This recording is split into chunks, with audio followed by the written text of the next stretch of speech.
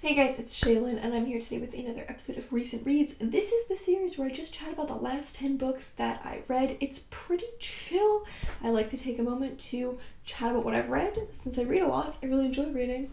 And I like to pass on the good titles that I've read to you guys. My usual disclaimer, these are my very subjective thoughts on what I've read.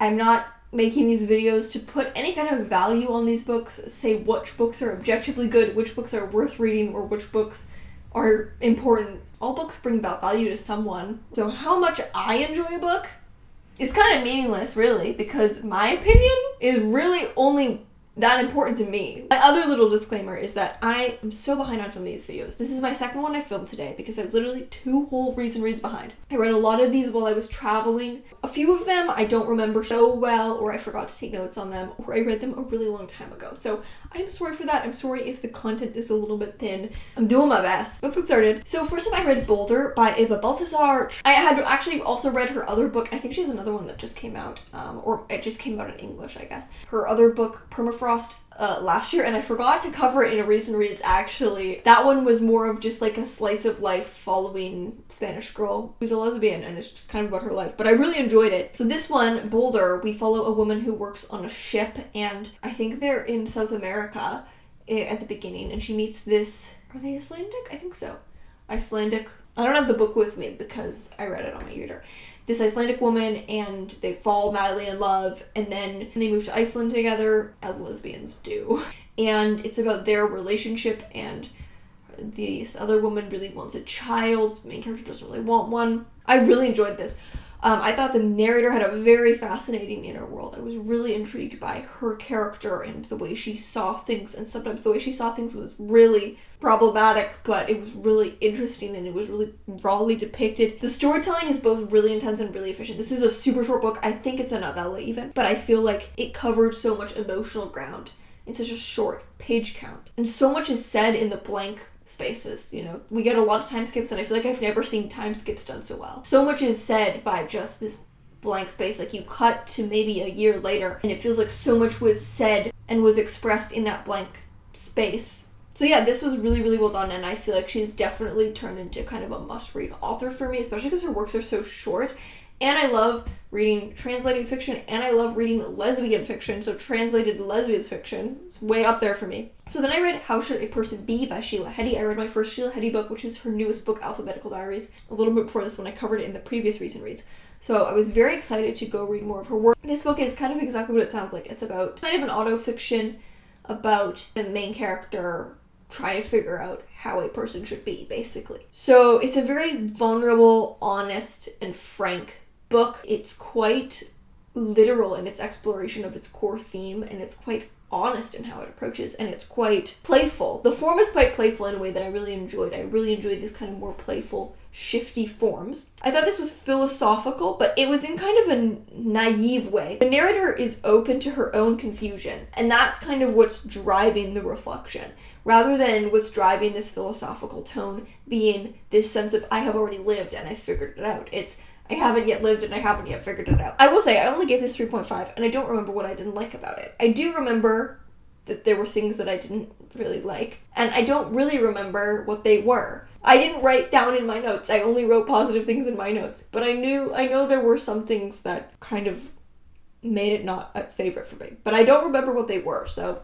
So then I read Rosewater by Liv Little. So this book follows the main character, I forget her name. She gets kicked out of her apartment because I think she didn't pay her rent for a few months. And so she moves in with her best friend, and it's about her trying to kind of make it as a poet. I really wanted to love this. You know, I love a messy, queer girl kind of book. But this was not my preferred style, I don't think. First of all, because it was very over-narrated and overly sentimental. Often felt clunky in the sense that it just doesn't feel like how people talk. In any dialogue conversation, I was like, this isn't how people talk. Like, it just didn't feel real to me. And it felt very over-narrated in the sense that this book kind of tells you how to feel about everything. So there's really no nuance. It feels like the author is assuming what your assumptions are going to be, and so then has to make sure to tell you to feel a certain way. So, like, the main character's best friend, who she moves in with, is a sex worker, and it feels like we're told very explicitly, this book is pro-sex work and you should be too. It just feels like the book is assuming that as the reader, you're uneducated or not pro-sex work. And so you need to be told very explicitly how to feel about everything in the book. And so it kind of just takes away trust, I feel, between the book and the reader. Especially because then I felt that the depiction of sex work was actually not that great. The sex worker character is very empowered and everything. All of her clients are basically treated as dumb pigs, like, oh, those dumb pigs of men, you know? So I feel like this book was maybe treated the sex worker character in a very empowering way, but had an extremely negative and prejudiced view towards all of her clients. So then it was even more off-putting to me that it felt like the book assumed that the reader is anti-sex work and needs to be told how to feel and kind of had their hand held. And it felt like throughout the book, was kind of trying to hold your hand and tell you how to feel about everything instead of just showing you a story, letting you feel how you feel. And that kind of tone is just something that I always find a little off-putting. The book was very tender to its protagonist, which I always enjoy in a book where the main character is going to make a ton of mistakes and be a huge mess. That character can be portrayed very tenderly even in the wake of all of their chaos. And there were some interesting relationships. There were also some relationships that I felt were told behaved a certain way, but I didn't really see it. I'm like, that felt like a kind of, what we're seeing isn't really what we're being told. And I also felt like there were a lot of opportunities for consequences that were not taken. It felt like the consequences were happening and these kind of external but massive events. Like, huge terrible thing will happen and it's this big negative consequence. But then there were things that the main character did where I was like, okay, there's going to be a consequence to this. And then it doesn't happen. So, like, for example, and this is a spoiler, so skip to this timestamp if you don't want it, but it's a slice of life book, so it's kind of hard to spoil. So the main character is trying to, like, make it as a poet, right? So she goes to this poetry reading, and then the organizers are also hosting a poetry contest for a book deal. After this reading, she's chatting with one of the organizers and they're, hitting it off. And one of the organizers is like, you really have to submit to our contest. Anyways, the two of them end up sleeping together. And I'm like, oh, well, this is definitely going to cause consequences if the main character then goes on to win the contest, because this is a clear conflict of interest that she's now slept with someone who has decision-making power in this contest.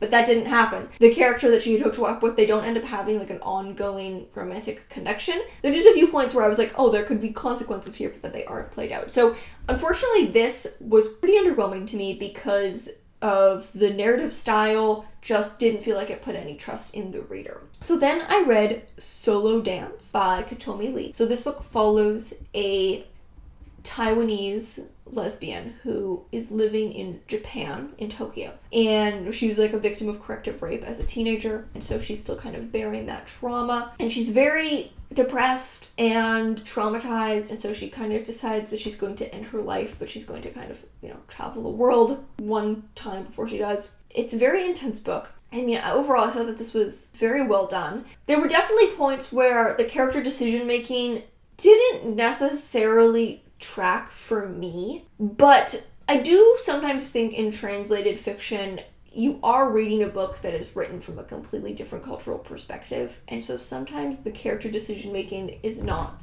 something that would maybe make sense to me, but it makes sense for the context that it was written in. And I think that was a case with this book. I unfortunately didn't take notes on this book. I read it very quickly. It's a very, very intense read. It's very, very heavy. But I also did think that it was very well done, and the main character's trauma and emotional state was explored with a lot of depth and with a lot of nuance. There's something kind of simple about the story that really just lets this character and all of her experiences shine in this kind of like plain, raw way that I think is very effective. The book references Notes of a Crocodile and the works of Q Miao-jin a lot, and so I think it's a very good book to read in companion to that one. I read that one, I think, a year or two ago. This book kind of feels in response to that book in many ways. So then I read Chelsea Girls by Eileen Myles. This is the last book that I read on my trip. I was reading on the flight home. This is like a memoir about Eileen Myles being a lesbian. Memoir or like novel memoir kind of book.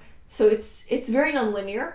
I did think I would love this. I didn't end up loving it. I think because it was very rambly. Kind of just jumps around a ton. Rambles on a lot.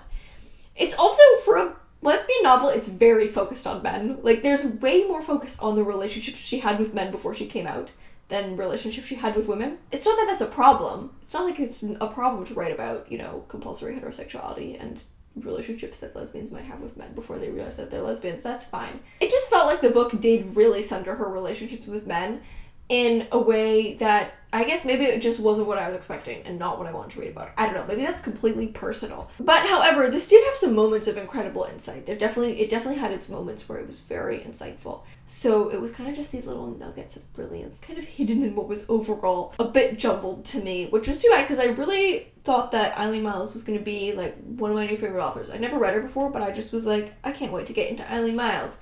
But unfortunately, didn't really do it for me. So then I got home from my trip, and these are the books that I read. So first I read What We Both Know by Fawn Parker. So this book follows a writer named Hilary, whose father is also a writer, and he's quite a famous writer, and he has Alzheimer's, I think, and so he is contracted to write a memoir, but she ends up writing it because he can't.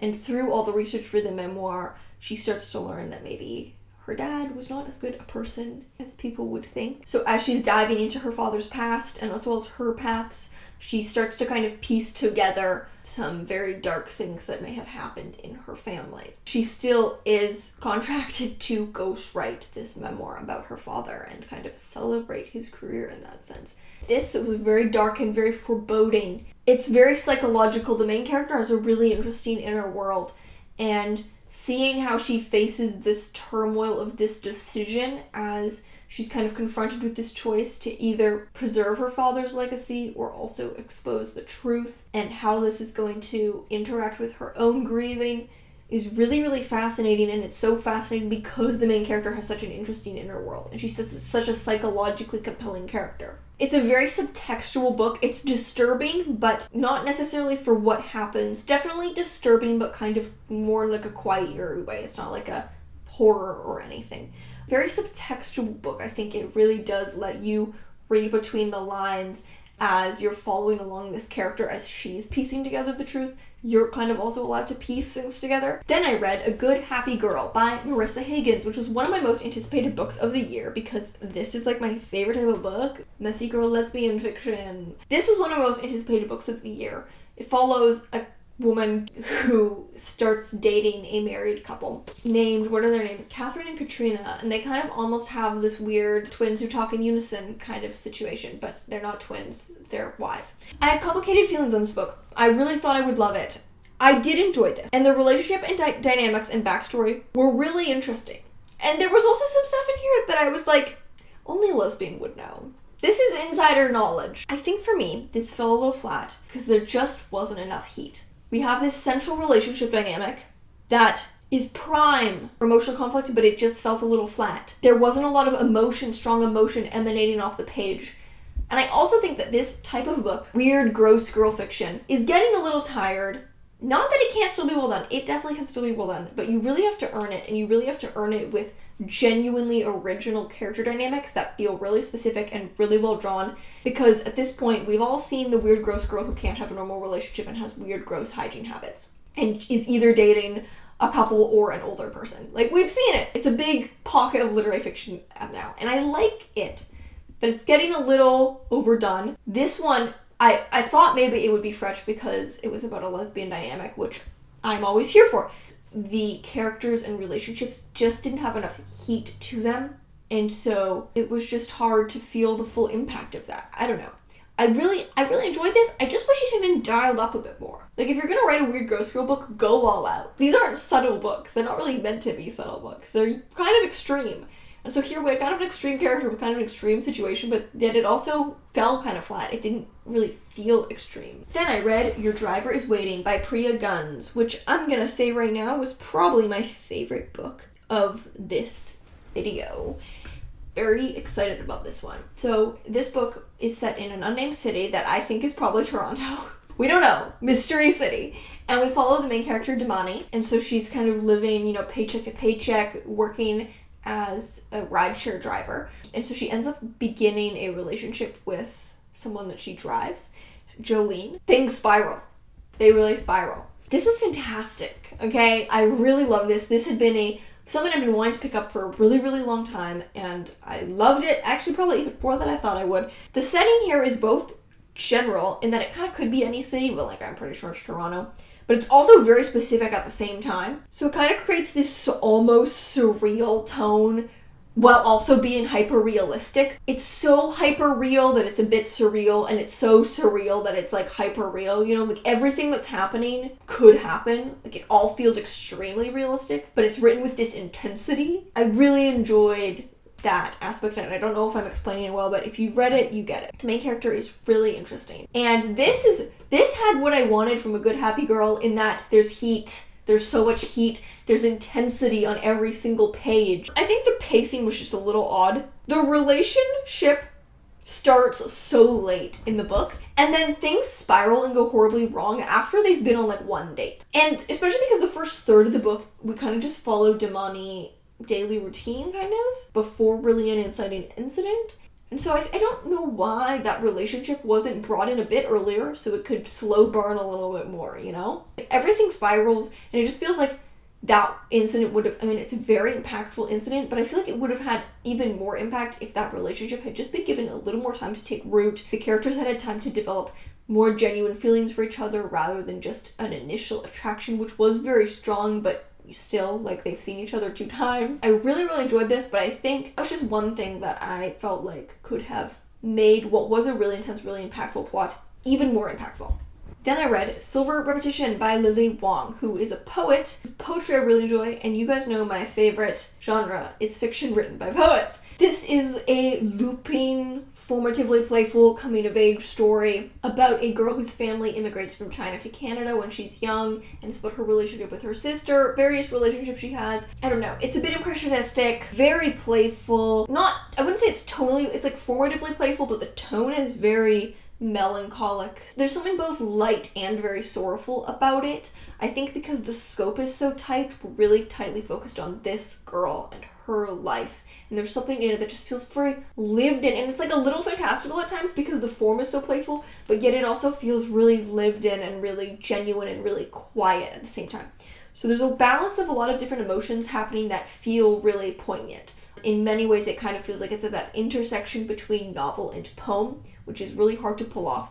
But I think given that the author is a poet, they did an excellent job with that. So the last book that I read here, I don't have any notes for, but it's what we talk about when we talk about love by Raymond Carver. His work is taught a lot in creative writing classes. I studied many a Raymond Carver story in my creative writing classes, but I never actually read a full collection of his, and I felt like it was about time rather than just reading random stories here or there like I have done. The stories in this, I was actually surprised to see, were mostly very short. A lot of them are extremely short pieces. You know, they're written in his kind of what he's known for, this very straightforward, clean writing style.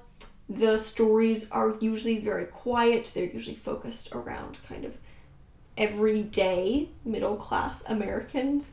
One thing I was surprised was how a little bit sentimental they could be. Not in a way that felt overly sentimental, but it often felt like the point of the story was a little bit more of a lesson, a life lesson for the central character, not for the reader, but for the central character, rather than to unpack the character for the reader's sake, which I feel like is what I normally expect from short fiction. But in this case, and from, I feel like, a lot of just short stories in general, but I was surprised to see that a lot of these short stories had a bit of a sentimental streak, in the sense that the way they ended felt like the main character had learned some kind of life lesson. I can't say that I was necessarily compelled by the concepts of any of the stories, partly because this is an older collection, and so this style of short fiction, obviously when he was doing it, it was newer. Now it's a bit more, I don't want to say tired, but definitely classic.